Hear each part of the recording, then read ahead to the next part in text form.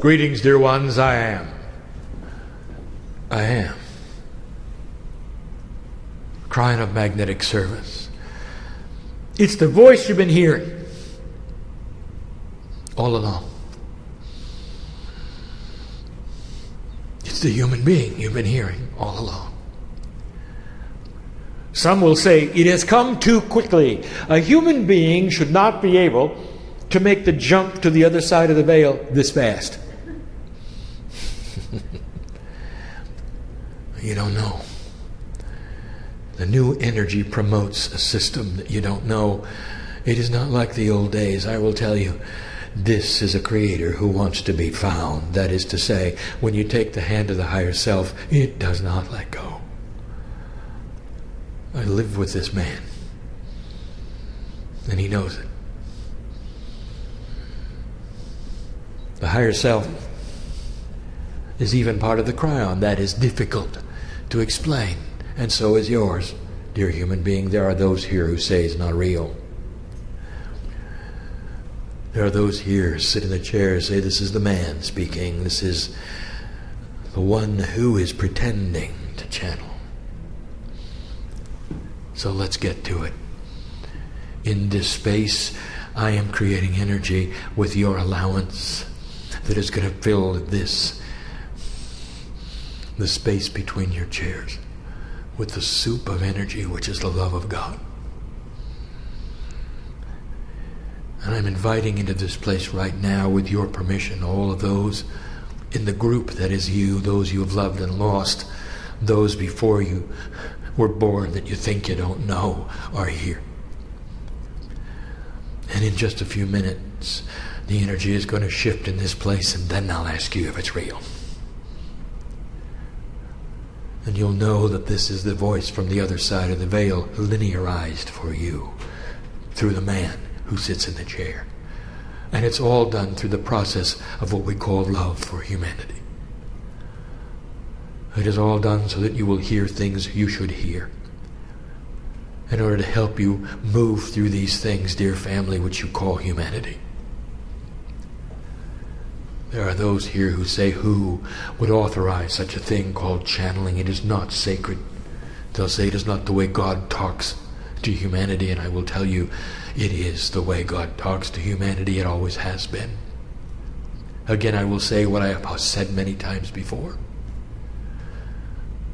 Again, I will say this to you, that all the scriptures on the planet, no matter who wrote them, have all been written by humans, all of them. God did not write anything. Humans wrote everything. The most sacred scriptures you can imagine, the ones that are revered by billions on the planet, written by human beings under the influence of spirit, and that's called channeling. And now you see it live, and therefore it may not have the profundity that it does when you see it in history, or when you read the words that were given thousands of years ago from the prophets and those, the apostles and the disciples. Well, let me tell you something, maybe it will in 100 years, 200 years. And you get to see it live. We do this all the time. Part of the energy shift on this planet is that this is becoming more common. But it is still sacred. For it is the core sacredness of you that we speak of. If you have been in the presence of Kryon before, oh, by the way, the room is starting to adjust. Some of you just felt that one. Do you know who it is sitting next to you yet? Some of you do. Because you've allowed it. Some of you do. Oh, humans. Oh, if you had the grand picture. I know who you are. I know your name when you're not here. This is such a small part of us. This human experience, such a small part of who we are. You and I. I'll speak to your higher self, you and I. Watch the earth be created. You and I have been on other earths before. You've heard words in other languages before. You've been other shapes before. This is not new to you, dear one. But you don't remember. You're not supposed to remember. But inside, there is a knowing. There's an intuitive knowing that you are an old soul and that I'm right. Let me take you for a moment to the potential of your last breath, dear human being.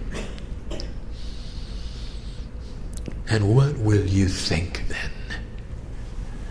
Your last breath, you see, there is not one in here who is new. Not one. All of you have been here before. I'm speaking to a choir of old souls. Everyone, even the unbelievers. What happens at your last breath? I'll tell you.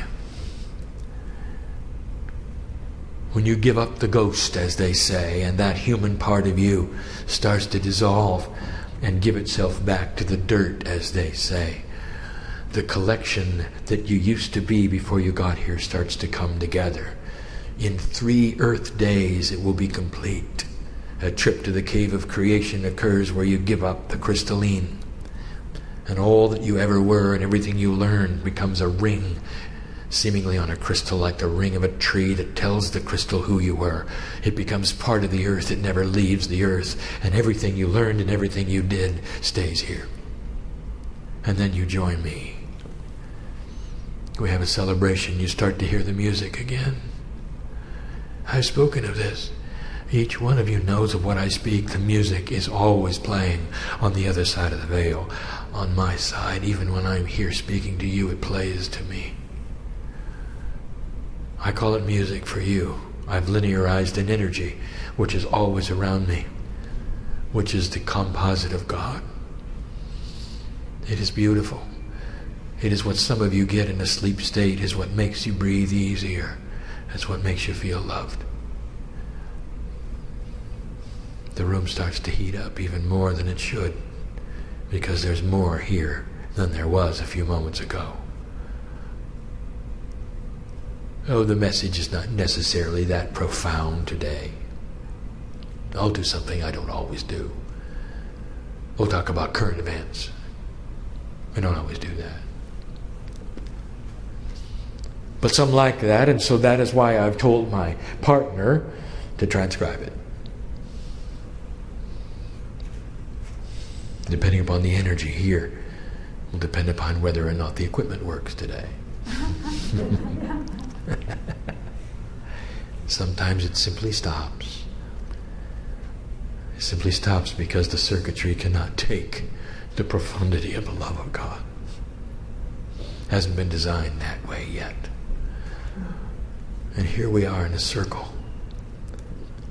A continuous circle. When I see you, I see all of your lives together and the potentials of your own futures. I see those who started humanity. There's a shaman in the room who's just awakening,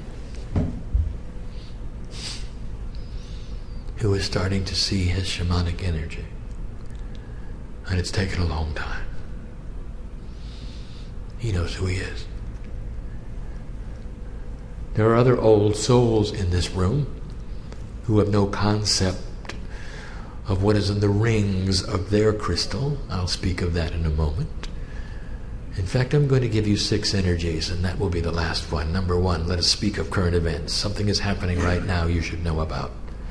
Current events, very, very current, right below your feet. Oh, not right below, but to me it's instantly below, is the magma of the earth, the core of the earth. That is to say, the center, which is molten, is slowing down. If you look in the right places, you'll see this in your news. It's slowing down. This is creating the lessening of the magnetic grid. That is to say, it is starting to decrease in its gas. It is measurable. Scientists can measure it. It is happening right now. It is part of the shift that we speak of. It is part of the new year, 2008. We told you it was coming, and here we are in the 7th month. Number 7 is a sacred number. You know that, don't you? And if you've done your numerology and you've looked in what we have said, you would expect it now, and here it is. It is a continuation in the physical properties of the planet that we told you would exist. It is appropriate. Do not fear it. There are those who say you're headed for a magnetic flip. Indeed, you are. The potential is that it will not be in your lifetime, but eventually it will take place. If you expect it, there will be no chaos. In the past, it has hovered at a zero energy for hundreds of years before the flip. It will not this time. But the chances are it will not be in your lifetime. It responds to your consciousness. The very reason the magnetic grid is growing less is so that the distance between you and the veil will be minimized. This is a way of saying that the communications to your cellular self, that is your DNA, your memory itself, your crystalline, is becoming grander and greater because the veil is becoming limited. All of this to say the tools are growing. It's got to be this way. You're headed for a vibration of the planet like it's never seen before. You're headed for a 2012 experience, the beginning of the planting of the seeds for a vibrational increase in the planet. It is not an accident that you're going to be here, dear human being. There are those who have said, well, what do we do about it? And the answer is, you are it. Just be. Continue the work you're doing. It is not an indictment for you to change. It is not fearful information that the earth is going into a higher vibrational rate. If I had any advice at all for you, I would say to you, let your children go. Let them be what they are. Watch what they think and design your teachings around what they want and not what you want. And you'll be better off for it. I'll give you advice all the way through these current events. I always do. That was number 1. The magnetics are changing. Even today, right now, couldn't be more current. Perhaps you'll even read about it. Happening as you sit here. Not in the future, right now.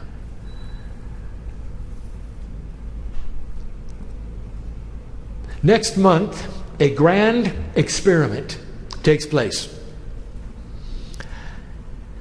The largest machine on earth comes online studying the smallest things that exist. Things that are invisible. And we speak now of the atomic accelerator in Switzerland. Current events. There are many who've said, this is dangerous. It is not. No more energy will be studied there than is present in the barrage of cosmic energy that hits the earth every moment of every second. All they are doing is creating the energy in a controlled way so that they can study it, because they cannot study it when it's random. They use matter and antimatter. They use protons and antiprotons. And they speed them up to 90% or more than the speed of light and crash them into each other. And the biggest experiment that's ever been. Let me tell you what the potentials are. And remember, you heard it here first. What they're looking for is interdimensional energy, and they will find it. Because they're looking. What they're looking for is what they'll get. And let me tell you the profundity of what they're about to discover within this next decade. They will rewrite the scenario of how the universe started. The Big Bang never was. It is a three-dimensional explanation of an interdimensional attribute. Universes are created all of the time through interdimensional shift. And when one dimension literally collides with another, you get all of the attributes that you describe as the Big Bang.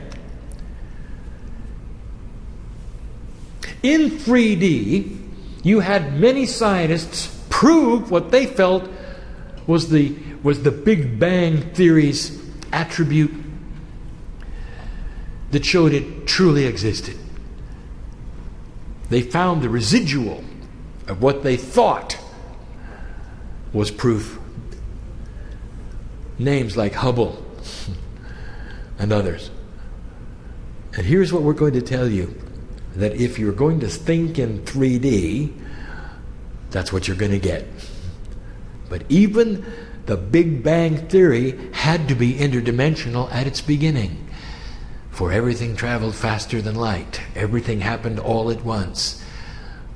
Today, that would have been the attribute of a quantum event. And that's what this laboratory will discover.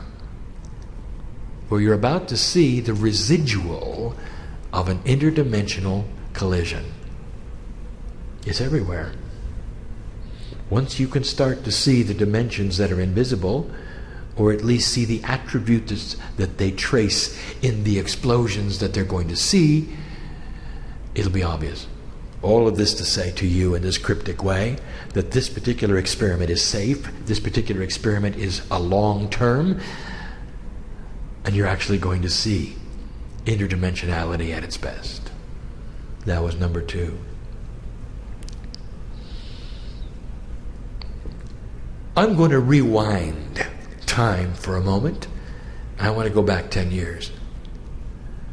Because I sat in front of you then and I gave you information about your energy crisis. And now you're in it. So I will now explain yet again some things that you can do about it. I'm going to give you the same information I gave you before. For those need to hear it now, who did not hear it before, and see it now, who did not see it before. This particular message has the potential of hitting the ears of someone who you would say in 3D is abundant. That is to say, they can make things happen because they have the purse strings to do so.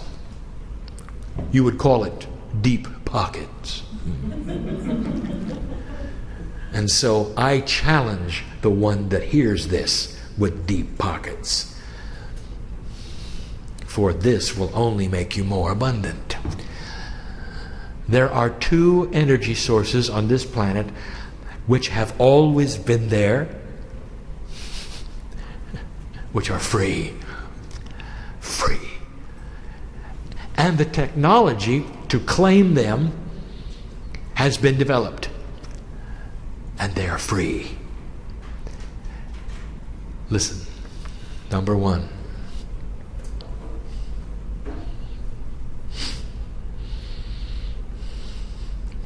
You wonder why the moon is there, don't you? Kryon, why do we have a moon? I'll tell you why you have a moon. So that you can power your cities. And no one has ever thought of it. The moon gives you motion of water on a timetable that has never changed for centuries. It gives you hundreds of thousands of tons of push-pull energy for free. Always there, where most of your large cities are. The waves and the tides provide the power for Earth. It'll provide the power for every single city you can build from now till the day the Earth is no longer. There is no limit to the amount of electricity that you can provide yourselves, even to the degree of plugging in your cars. And it's free. And it's free. All you have to do is to build the apparatus that will contain it. And you have it. You know how to create push-pull energy, whether it be a paddle wheel or a float. All of this has been designed. There are 3 cities currently on the earth that derive most of their power from tides. And they're in the north, and they're not in this country. They already have the technology to power your cities, if you allow it to be. And it's free. And you don't have to burn any oil for it. And you don't have to burn any coal for it. And you don't have to take anything from Gaia for it. Let Gaia push and pull its way to a freedom from the sources that you have now. And we say it yet again. It is here. It always has been. It's not going away.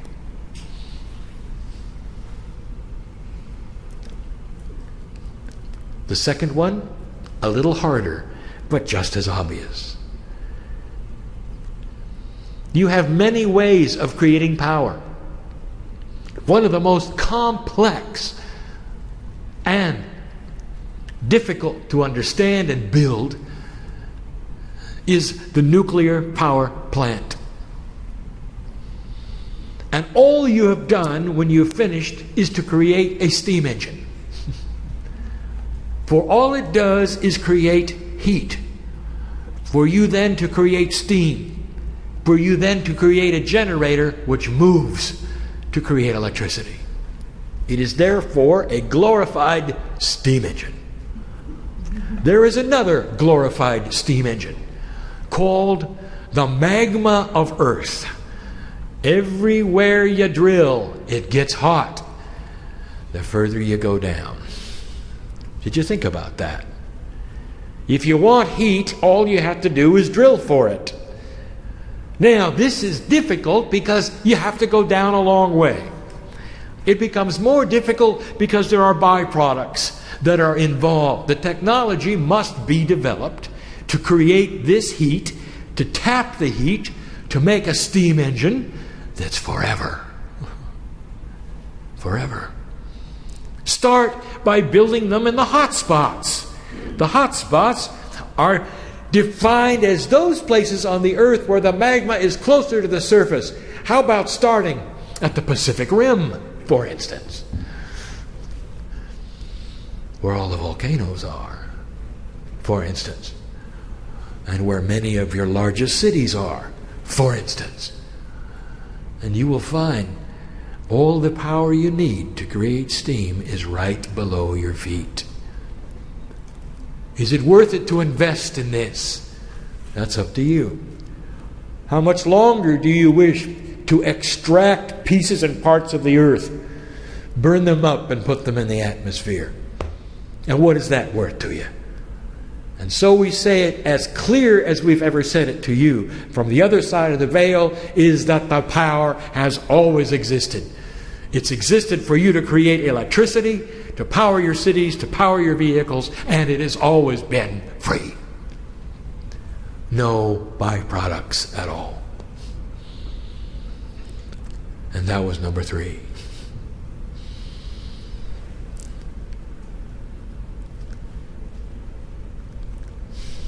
Number 4, we have some advice about the weather. It's not going to get better. And if you sit and wish for it, that is not going to make it better.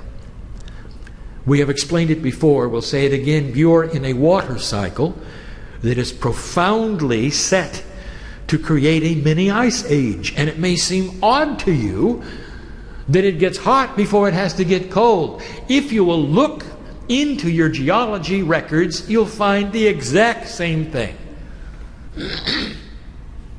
You didn't have the records you had then in the 1400s, and it happened then. And you survived it then. So we say to you, the winds will return. And our advice is to prepare for this by creating a situation where you acclimate to the new weather. You may build differently. You may build in different places. But the admonishment is this: don't be surprised when it returns. It will return. Don't be surprised when the levees break again south of you, because they will. You'd be much better off to move the dirt around and build on higher ground. And that is smart. We'll see if it happens. What are you saying, Kryon? I am saying that human beings can adapt, and they have in the past, and you can now. If you start thinking smarter, you adapt for the weather changes. Take charge of how you affect it, not how it affects you. That was number 4. Number 5 and number 6 are a lot more esoteric. And that's why you came, isn't it? Number 5, the energy of this planet is shifting. It is shifting greatly, just like we said it would. Humans are thinking in a different fashion. Many of them are starting to have understandings and epiphanies, even about science, new thought about how things work. We told you they would. Those who will never be esoteric are giving you esoteric information, and they're calling it science. Discoveries are being made that will lead to interdimensional thought. Science is being rewritten as to what is real and what is not. And all of this is in line with what we told you were the potentials of this planet. Now, how does that reflect into current events? You're on the cusp of something, and I will tell you what it is. Dear humanity, you can have peace on earth. And there will be gyrations that you will go through in the process of learning what you want and what you don't want. But in this year, and especially next, in 2009, there are some potentials for you to watch for. Remember, you heard it here first. It's an 11 year. 11 numerologically has many kinds of meanings. What it means to you in old numerology doesn't matter. What it means, however, is that 11 is the number of this age. We told you that when we showed up. In 1989, I gave you in the first transmission, in the first book, the meanings of 11. And here you are coming up to an 11 year yet again. Only this one is right before. The only 11 you're going to get before 2012. That ought to be significant. It's the only 11 with this energy. That ought to be significant. Here's what I'm going to tell you. Watch for the young people of this planet to make differences in this next year. Differences you don't expect. And one of the biggest is the overthrow of dictators. This is the potential that the chest-pounding dictators of this earth are on their way out, and they will not be replaced by other dictators.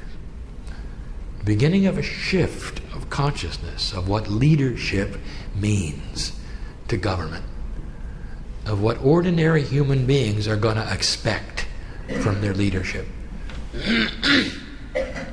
In an old energy, there was an expectation of government in many lands that you simply tolerated.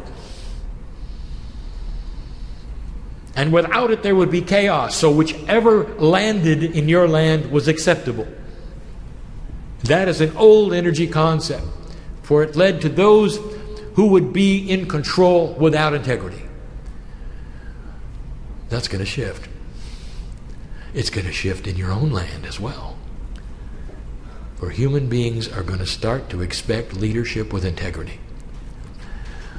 That is new. Watch for it. 2009, there is a potential for a major shift in a country which I'm not going to mention. And it's going to be caused by the young people of the country. Those who you would never feel would even care are going to rise up and make a difference. Watch for it And when you see it, don't look at the news and say, this is bad. Don't look at the news and say, oh, look at those who died. Don't look at the news and see it that way. I want to tell you, there are those who have come to this planet just so they can be part of that. There are those that come to the planet just so they can be part of it and come home and come back and do something even greater. I want to tell you, the overview of this is far grander than you think. Congratulate those who have decided to pass on for this reason, for they've made a shift that is heroic. And look at what they do for their own country. For there will be some of that as well, potentially. That is what we see. The whole planet is involved in this one. It really will change the future, you know. Finally, number 6. Personal potential. And we'll make this one short, although there'll come a time when it is not short. Your DNA is changing. It is changing because of the magnetic influences that are beginning to change around it. This is what we spoke of when we first came here. I call myself the magnetic master. That is a three-dimensional linear term to get your attention to what's going on. My group moved the magnetic grid because you allowed for it. You don't understand what human consciousness does. Human consciousness is a demand, an instruction set for those forces which are esoteric around this planet to move physical things from the consciousness that develops from your thought. It's backwards than what you think. There are those on the earth wondering what God is doing, never understanding it's what they're doing.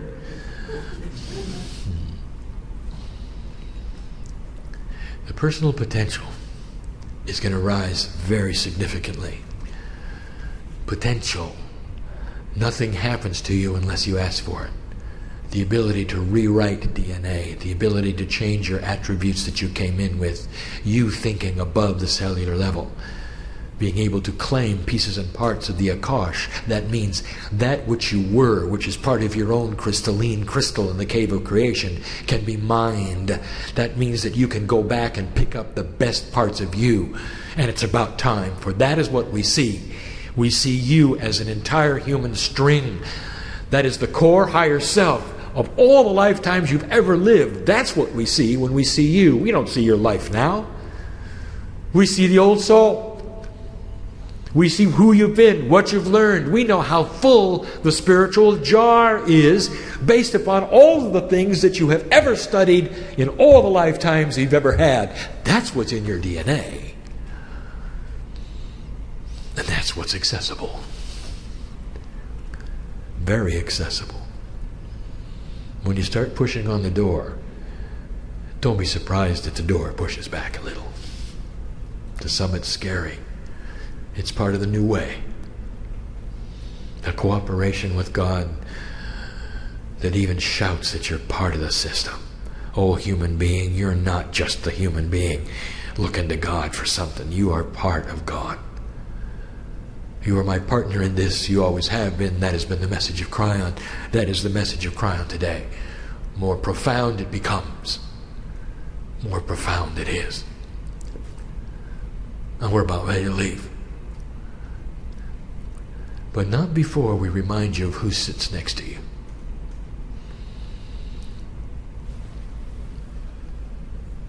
There are those listening to this message that are not in your time frame. If you'll allow me for a moment to speak to them. You sit there and you're listening, some of you, most of you, alone, to this message. And you're thinking to yourself, well, this happened in the past. Isn't it sweet? Isn't it nice? I think I'll write some of these things down. You're thinking to yourself, well, I want to tell you something. You're involved right now. For in the very aspect of you having the intent to listen to this, you have created an energy that allows you to be surrounded by those you've loved and lost. by those in other lifetimes that continue to surround you as what you call your guides. There is a lot going on right now around you, listener. You are not just tuning into something that happened in the past. And I'm talking to you personally. You know who I'm talking to. And you ought to feel it right now. Because I know the potential that you're listening. And you are. Such is the way quantumness works. That we have the ability to see things out of time. But the potential existed for you to listen, and you are. And I will tell you, it is no accident that you're here with your ears. Any more than it's an accident that there are those here in this time frame with their bodies to sit in the chairs. It's a stretch, isn't it? Human being to become interdimensional. But some of you are learning very well. It is the love of God that surrounds you right now. If that's what you're feeling. All of you. Those in this time frame, those in the others. You see, the Creator wants to be found. And that's what you are learning in this age. There's a cooperation. There's a partnership. Not worship. Because we're family. Dear human. And so it is that we say that there has been a dispensation, even right now, of allowance for belief. That such things could even begin to be real.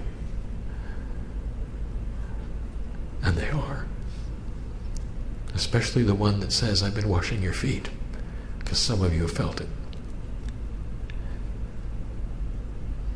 These words are sacred. They're the same energy that all of the other scriptures did. They may not be written in the same way. They may not reach the same masses that they did. But you heard them. And they went into you. So that today you could feel the love of God. And recognize home. So be it. And so it is.